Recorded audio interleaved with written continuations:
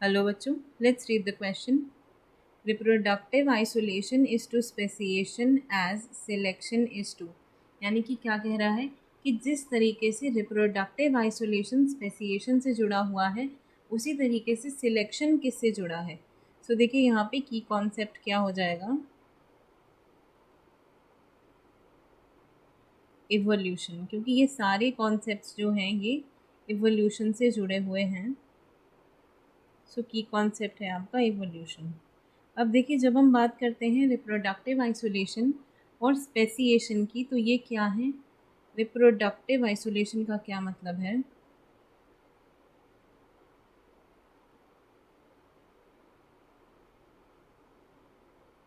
देखिए reproductive isolation तब होता है जब भी कोई ग्रुप ऑफ ऑर्गेनिजम्स अपनी एंसेस्ट्रल पॉपुलेशन से अलग हो जाता है. और उसके कारण क्या होते हैं, जोग्राफिकल रीजंस हो सकते हैं, which is called geographical isolation due to physical geographic barriers like lakes and mountains. जब ये अलग हो जाते हैं अपनी एंसेस्ट्रल पॉपुलेशन से, तो ये अपनी उस पॉपुलेशन से इंटरब्रीड भी नहीं कर पाते, मतलब उनसे वो ब्रीड भी नहीं कर पाते अपनी एंसेस्ट्रल पॉपुलेशन से.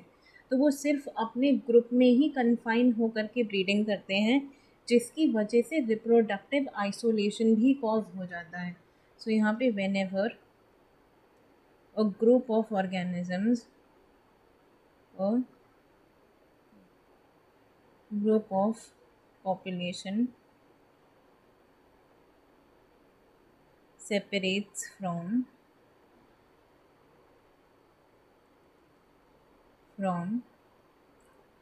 its ancestral population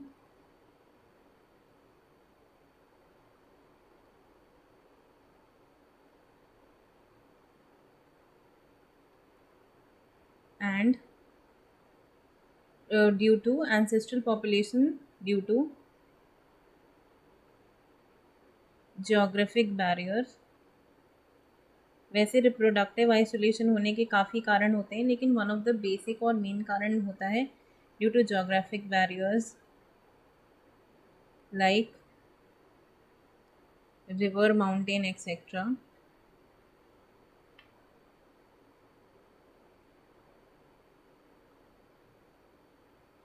It is called geographic isolation.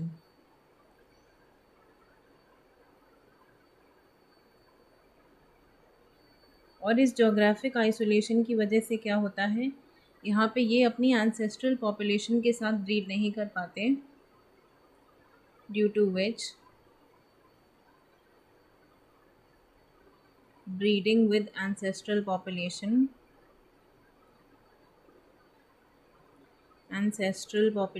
Stops.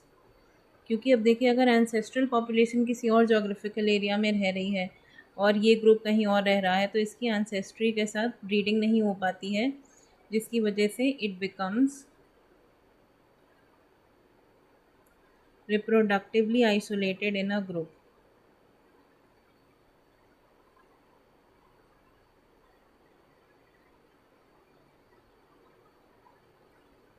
In a group, एक अपना जो ग्रुप इन्होंने बनाया होता है उसी ग्रुप में ये रिप्रोडक्टिवली आइसोलेट हो जाते हैं. इसकी वजह से क्या होता है, इस रिप्रोडक्टिव आइसोलेशन की वजह से here speciation occurs, new species formed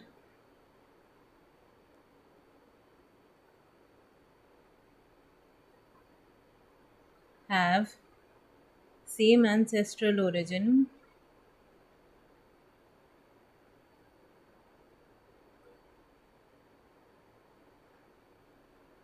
but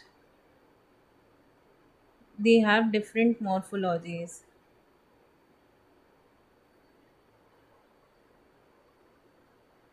Different morphologies. और यही जो आपकी प्रोसेस है, इसको हम कहते हैं, इसी प्रोसेस को हम कहते हैं speciation.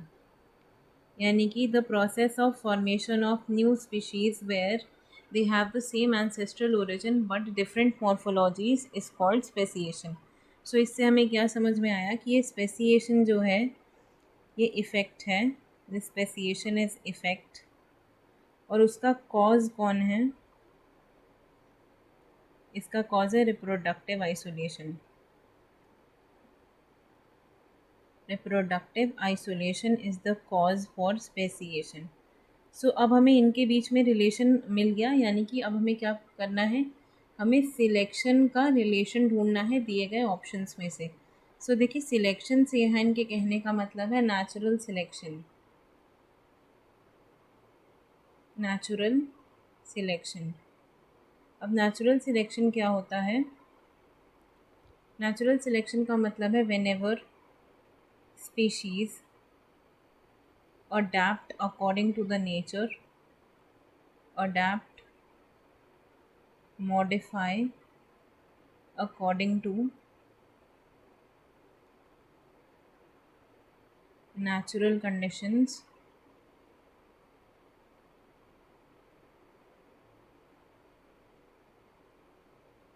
to survive better is called natural selection। इनका मतलब है कि जो भी कोई ऑर्गेनिजम्स नेचर में हो रहे चेंजेस को बेटर अडाप्ट कर सकता है, वही जो है उसी की स्पीशीज़ आगे बची रहती हैं। इसको हम क्या कहते हैं? Natural selection. तो अगर नेचुरल सिलेक्शन कॉज है तो इसके इफ़ेक्ट में देखिए हमारे पास ऑप्शंस में क्या क्या हैं।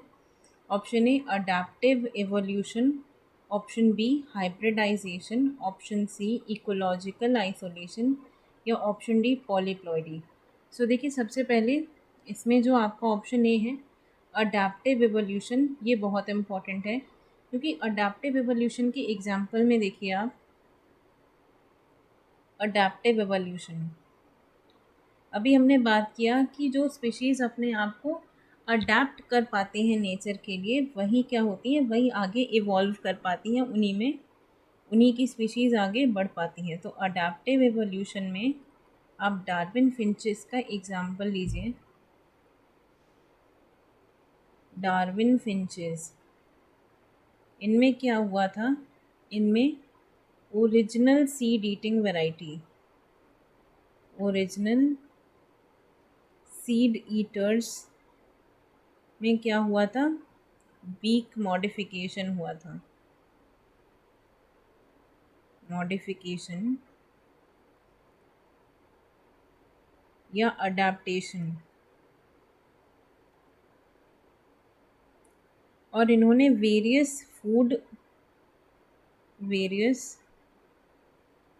फूड टाइप्स के लिए अपनी बीक को अडेप्ट किया था, और फिर ये क्या कर गई? फिर ये इवॉल्व कर गई उसी हिसाब से। इन्होंने सरवाइव भी किया और ये इवॉल्व भी कर गई। सो यहाँ पे देखिए, अडेप्टिव रेडिएशन, नेचुरल सिलेक्शन जो है, natural selection was the cause. इन्हें अपने आप को नेचर के बदलते इन्वायरमेंट के हिसाब से अब ढालना था, तो natural selection was the cause. और इसकी वजह से इन्होंने क्या किया? अपनी बीक को अडाप्ट कर लिया टू वेरियस फूड सोर्सेज। तो अडेप्टिव इवोल्यूशन, यही आपका आंसर हो जाएगा। Adaptive evolution is the effect.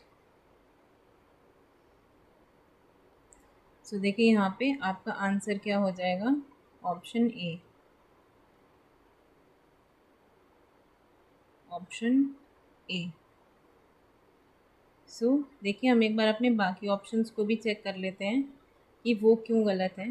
तो देखिए, ऑप्शन बी जो है वो हाइब्रिडाइजेशन है, जिसका रिप्रोडक्टिव आइसोलेशन से जिसका ना ही रिप्रोडक्टिव आइसोलेशन से, ना ही स्पेसिएशन से, और ना ही सिलेक्शन से कोई लेना देना है। Ecological isolation that is a different concept, जिसका नेचुरल सिलेक्शन से कोई मतलब नहीं है। वहीं पे पॉलीप्लॉइडी जो है, ये एक जेनेटिक कंडीशन होती है जिसमें नंबर ऑफ जो क्रोमोसोम्स हैं वो अल्टर कर जाते हैं, तो इनका भी नेचुरल सिलेक्शन से कोई मतलब नहीं है। So the correct answer to your question will become option A, adaptive evolution. I hope you understood it well. Best of luck.